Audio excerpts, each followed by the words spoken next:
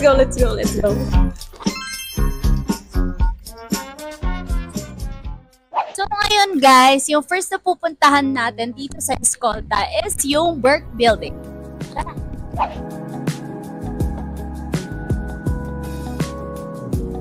So itong Burke Building was named after a cardiologist and a philanthropist din na si Mr. William J. Burke, which is also known for introducing and installing yung first electrocardiograph dito sa Philippines.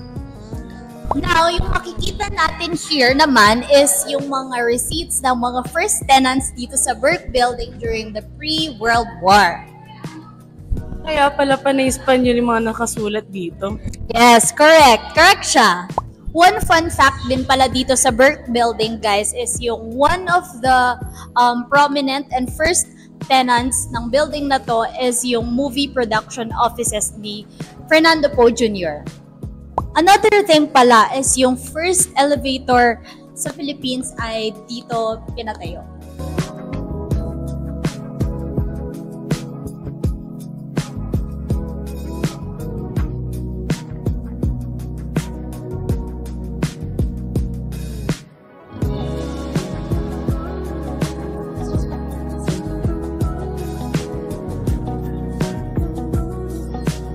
Ito na guys, so saan na tayo? After ng Burke Building, pupuntahan is basta maraming makikita doon. Ay, sana may pogi dyan. Joke lang.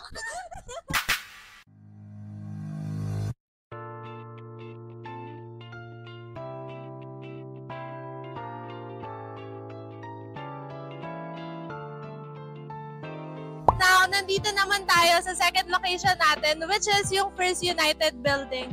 So, ito lang yung some history about this building. So, makikita natin dito yung historical marker and nakasabi dito na this building was built by Luis Perez Samanillo, pero yung design nitong building is naka-base kay Andres Luna de San Pedro. And si Andres Luna de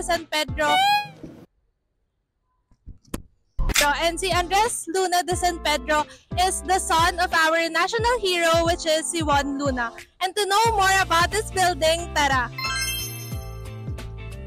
Okay, so pagpasok natin guys sa First United Building, makikita din natin dito yung history about this place. And first of all, makikita natin dito yung portrait ni Andres Luna de San Pedro, and mostly tinatawag siya as Luling.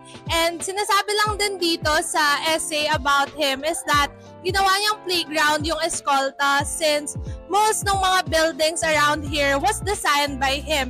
For example is yung Regina Building, tapos itong First United and yung Don Roman Santos buildings. And mostly yung art style na ginamit niya was Art Deco. So pag sinabi natin Art Deco, it's more on geometric prints and parang pantay-pantay, and mostly may mga glass yung mga buildings. So ayun. Okay.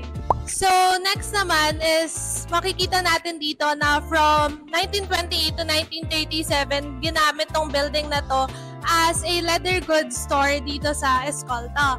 And makikita din naman natin dito yung mga old photos ng First United Building.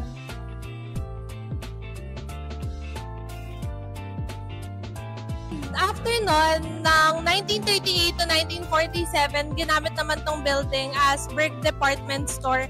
And more information about doon later na lang sa video natin. And ayun, ito din yung example nung parang receipt nung Burke Department Store.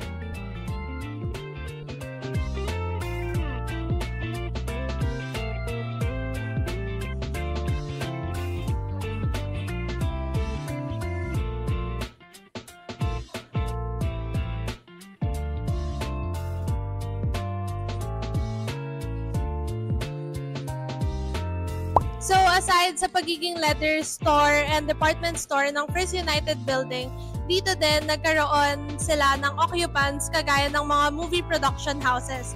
And yung first ever na occupant ng First United Building was the RVQ Production, which was owned by the King of Comedy, si Dolphy. So makikita din natin dito yung some of the movies na na-produce nila. And at the same time, aside kay Dolphy, nandito din yung NB production ni Nora Honor.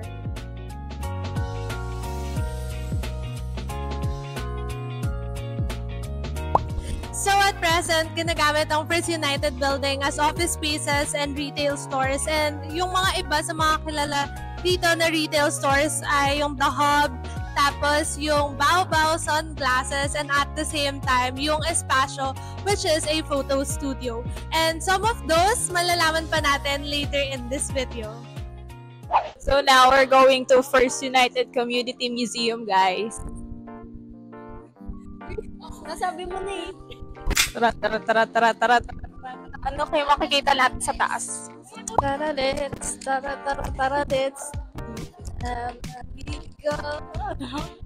Welcome to First United Building Community Museum! Po, alamin natin yung tao sa likod ng Berg Building Berg Department Store. Store. Let's go.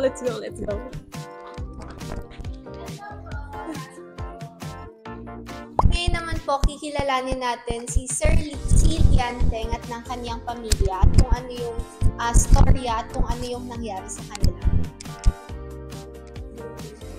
So, itong First United Building, dating Berg Manila favorite department store. So, ito yung mga picture niya nung department store nung sinauna. Yan. Parang department store talaga siya na maraming choices.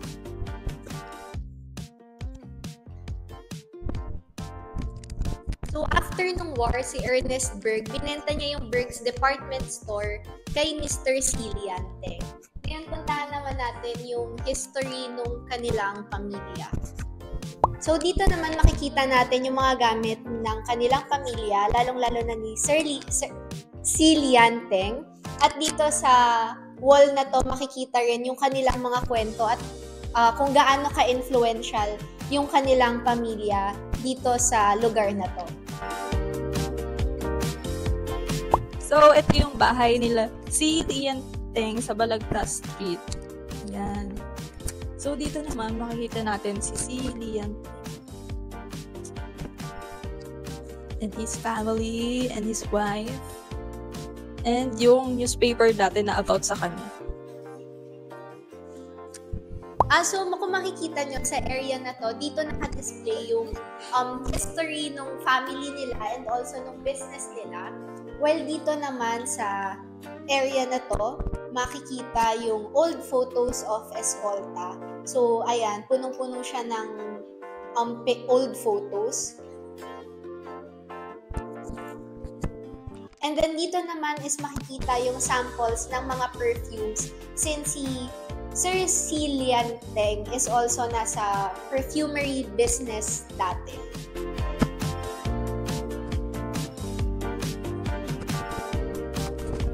So, after ng Escolta Black and White old version, dito naman tayo sa magazine ng Escolta. Yung pag-rise ng Escolta way back then, kung paano pinakita yung structure ng bawat building dito sa Escolta.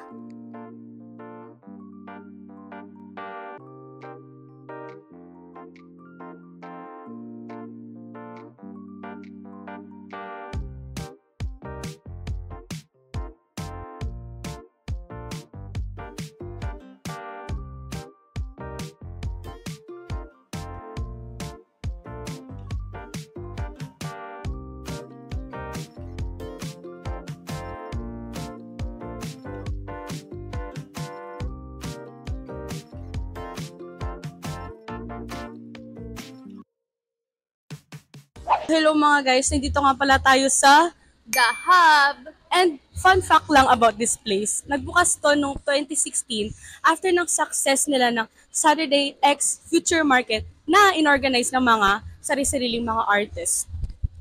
Kaya naman, noong December 2018, nabuo na ito into its own organization and a space for the creative communities.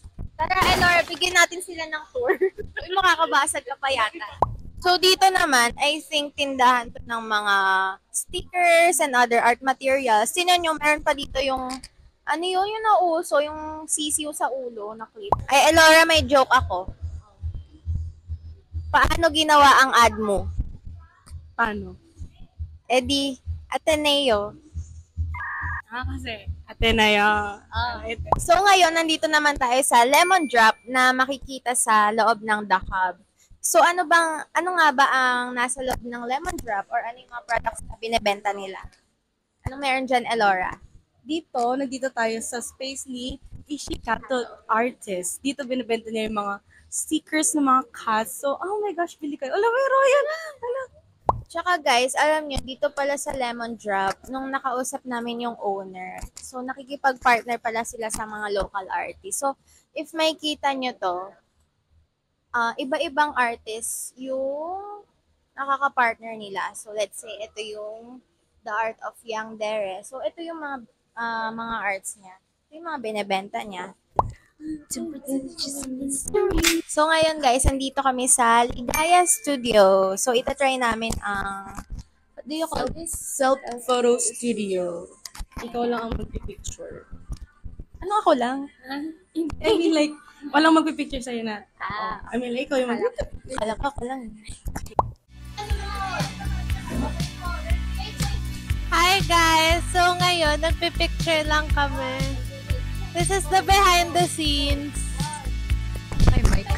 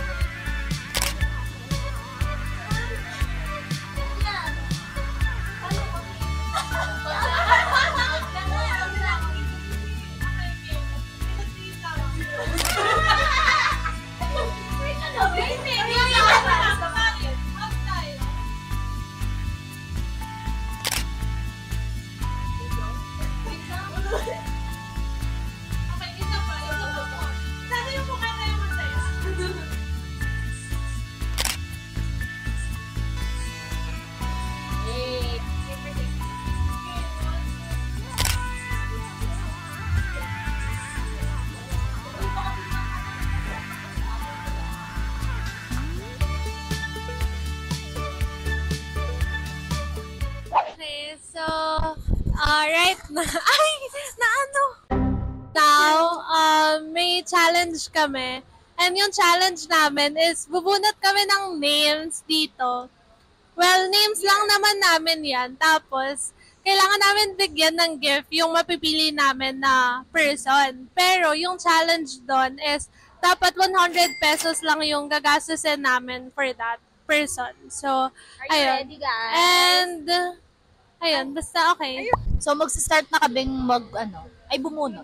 Start na kaming bumunot. Go. Who's gonna go first? Ako na yung last because ako yung mahawak. Okay. Yan ay. Ako din. Okay. Okay, ulit. Ulit.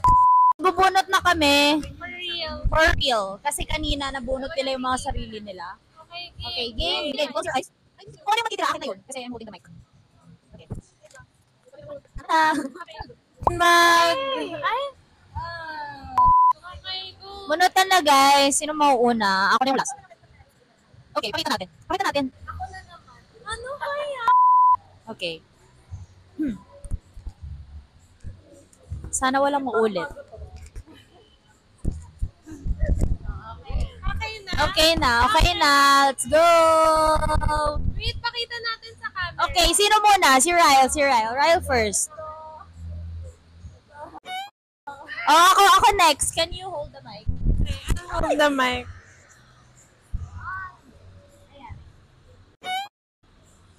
Okay, hold. Huwag yung titignan.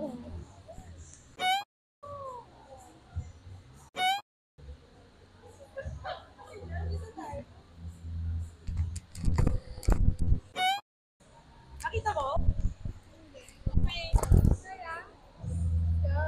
Let's go.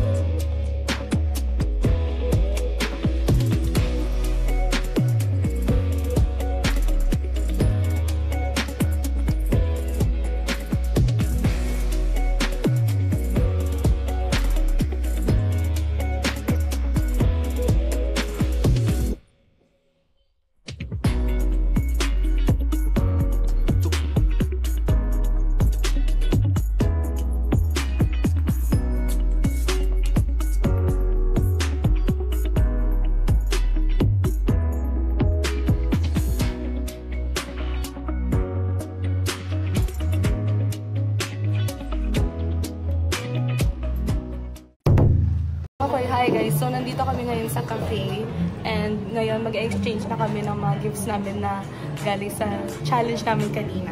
So, simple lang. So, ipapasok ko lang yung phone sa nabunot ko. So, I'm passing the phone and the gift sa taong palagi ako iniinis pero alam ko naman na mahal niya ako.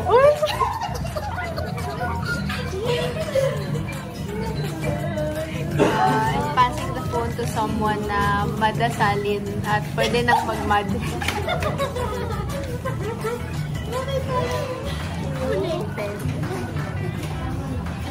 I'm passing this phone sa mahirap regaluhan, laging nagpapasaya sa amin.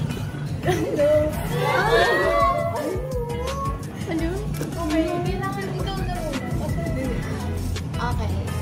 Hindi ba nakabunod sa akin? I'm passing the phone to someone na katulad kong OA at Delulu.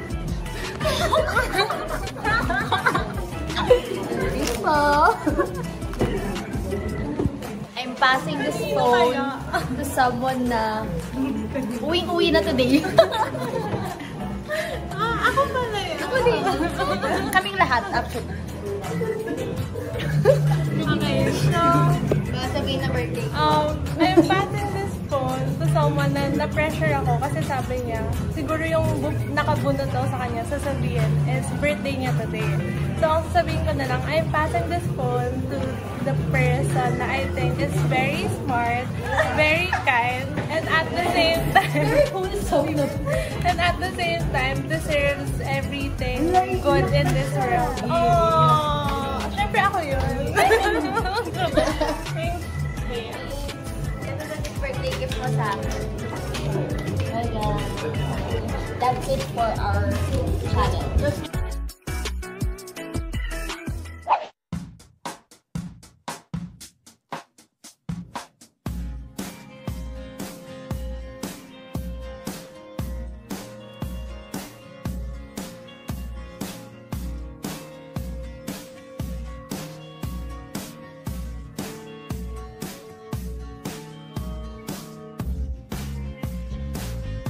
So hi guys, nandito tayo ngayon sa Teresa's Bistro para makipag-interview sa owner sa isa sa mga restaurants dito sa Escolta. So, hello po. Tingin na lang po ng short introduction po about you po. Ako yung Teresa Bistro actually. Ako yung siguro kaya ko gustong Teresa Bistro kasi pangarap kong magkaroon ng ganito. Alam mo yan? May negosyo akong iba pero gusto kong mag-iwan ng legacy kasi mahilig ako magluto. Yun. Actually, di ba parang hello? Gano'n. Parang gusto kong pagdating ng araw, pag iniwan ko to sa mga apo ko na lola ko to. Gano'n, yun lang. Question naman, how many years na po yung restaurant niyo po dito since napatayo niyo po dito sa Escolta po? Sabihin mo na, nakuha ko kasi ito. Dapat ko nailawa. Nung kinuha ko kasi ito, pre-pandemic. Pre-pandemic to tinayo. So magto 2 years, 2 years pa lang to mahigit. Pre-pandemic yun, close open. Kasi nga, sasabihin ng gobyerno, pa-close, minsan dadayain mo na. Kasi nga, nakabukas doon sa taas, sasabihin ko gano'n. Kasi kailangan mo lumaban dahil ang mahal ng upa, ganyan.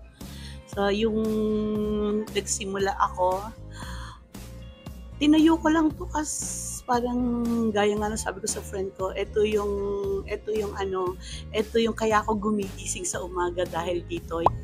Yung next question po, regarding naman po dito sa Escolta. So, what are your thoughts po regarding yung sa old buildings around the area being under the threat of demolition po? Since, for example po, yung sa Capitol Theater na half po na demolished na. Sabi ko nga sa inyo, di ba?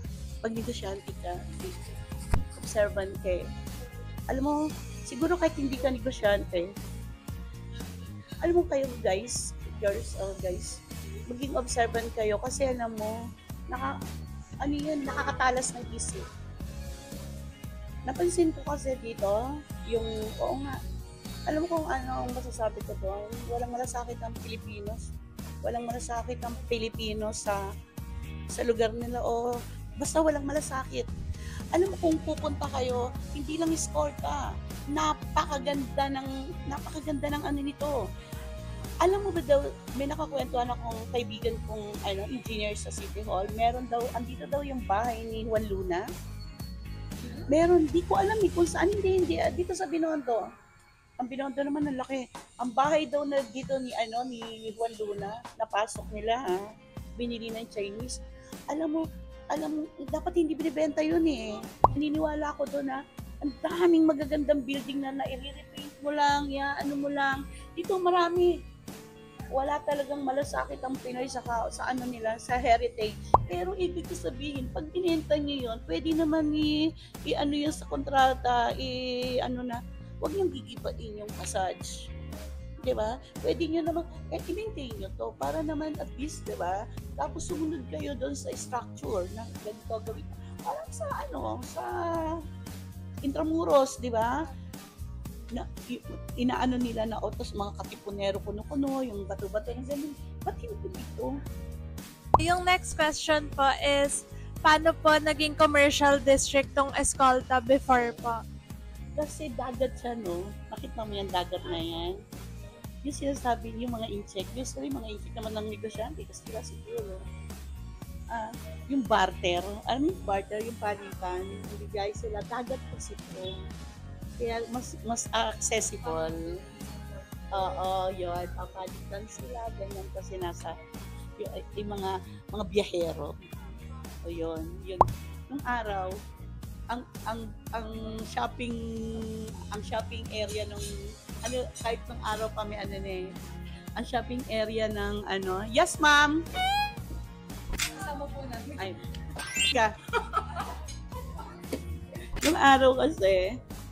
Nung araw, yung Escolta at saka Prieto, yung Escolta, shopping place ng mahihirap yan. O, diba, nung araw kami ganun. Pag mahirap ka, pang masalok sa Prieto mag-shopping.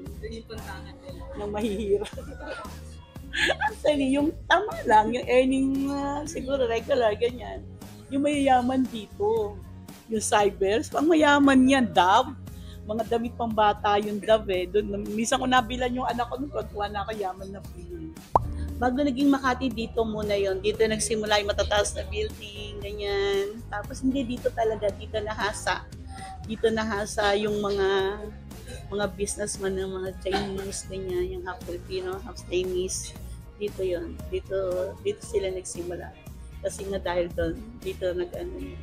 And then for our last question po, ang gusto po namin i-ask is, ano po yung mga hopes nyo or aspirations nyo for Escolta, knowing na ang dami din pong mga bata or like ka-age namin who's trying their best to try para mas mag-liven up na po ulit itong Escolta Street? Siguro, mahalin nyo na lang yung kung ano meron tayo. Kung matuto kayong mahalin yung meron tayo. Kung bakit kasi hinahanap pa natin sa ibang bansa yung magagandang tanawin, pwede naman dito, ipipreserve lang. Mas maganda tayo. Kung tutusin, mas maganda yung istorya natin. Bakit? Nilaban natin yun, inilaban ng mga ninuno yun. Diba? Mas may maganda kang ikukwento kasi pinaghirapan. Ano bang magandang ikwento kundi yung pinaghirapan? Anong ikukwento mo sa nakuha kagad ng ganito lang? Ito na to. Parang nakuha mo yung gold, sinubuan ka na kagad, hindi mo pinaghirapan. Dito kasi sa atin, kung aanihin yung bata pa lang, tinuruan ng mahalin yung siguro hindi ganito to. Kahit kayo, anihin yung kung halimbawa may magtayo ng ganito na tungkol sa heritage natin, sa ganito natin, nyo, supportahan. Oo, supportahan na lang para ma-encourage yung mga kapwa nyo bata na eto pala to. Sana sa inyo magsimula. Thank you po, Tita Tess, for your valuable insights, not just about Escolta, but also with your business and relating it to our course, which is marketing. Hello! Kakatapos lang namin mag-interview. Kung mag-visit kayo sa Escolta, try nyong visit yung Teresa Bistro. Dito katapat lang siya ng Calvo Building. Yeah. Okay, and marami din kaming natutunan dun sa interview, especially na sinabi ni Tita Tess na importante na dapat like mahalin natin yung like history natin and yung own heritage natin. Okay, and then now pupunta na kami sa other building, which is ito, yung katapat is Calvo. So let's go!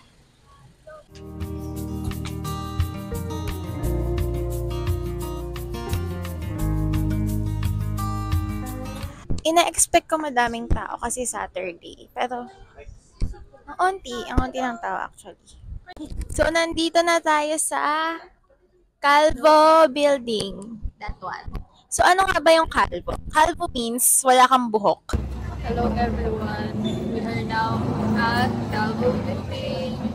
Yay! Okay, so fun fact lang about Calvo is it was designed by Fernando Ocampo, and at the same time yung mga like nagre-rent dito or offices na pang negosyo and pang kabuhayan. And nasira din to nung war ata, nung 1945. And ginamit din tong building na to ng Japanese Imperial Forces noong 1944. And ayun. Okay, so let's go! Let's go, guys!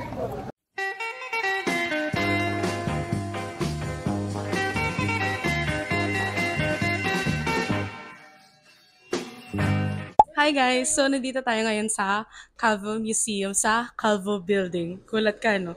So, actually, bukas lang siya tuwing Saturday. So, parang, kailangan matansya mo talaga na Saturday yung gala niyo sa eskolta. And 50 pesos lang per head ang ticket for entrance fee here.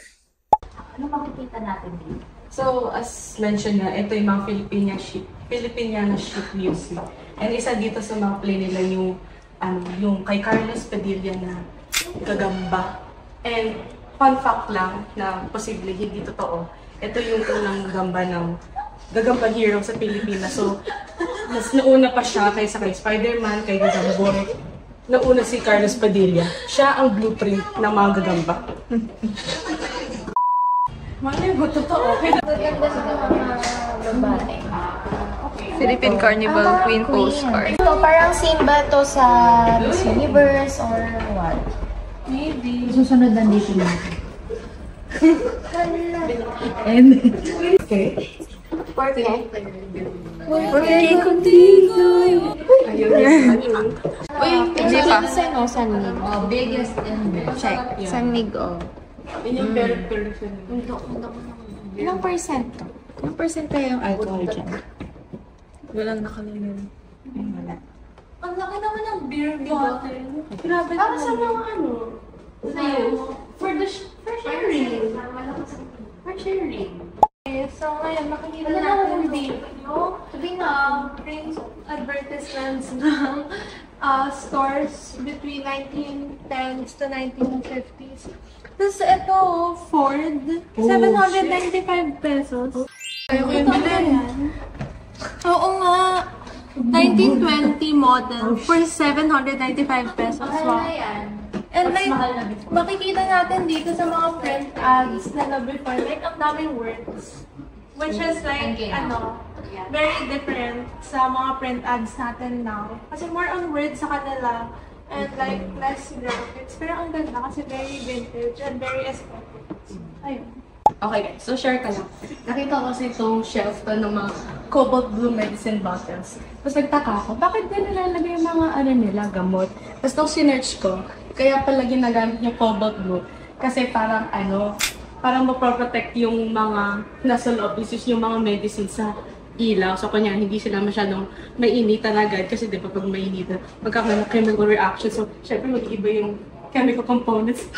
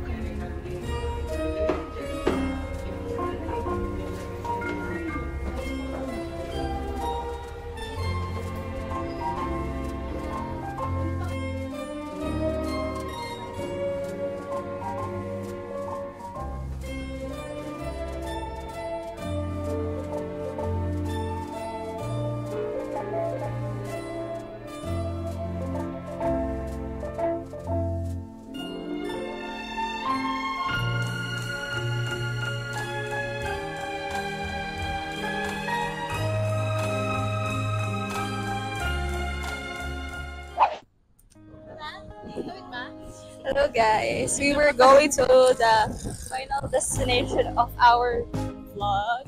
We're going where? In Plaza Yucheco. Ay, Diyos.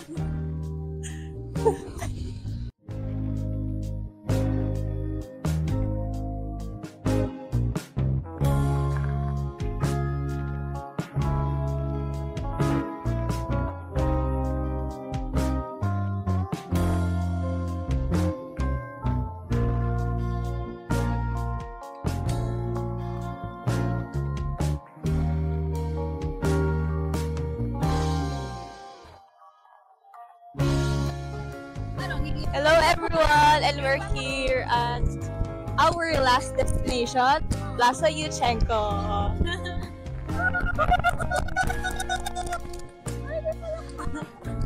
Okay, so this is the end of our vlog. We hope that you enjoyed yung content na pinakita namin sa inyo. And hopefully, hopefully, makapunta din kayo dito sa Escolta and enjoy the things that we did here. So, ayun.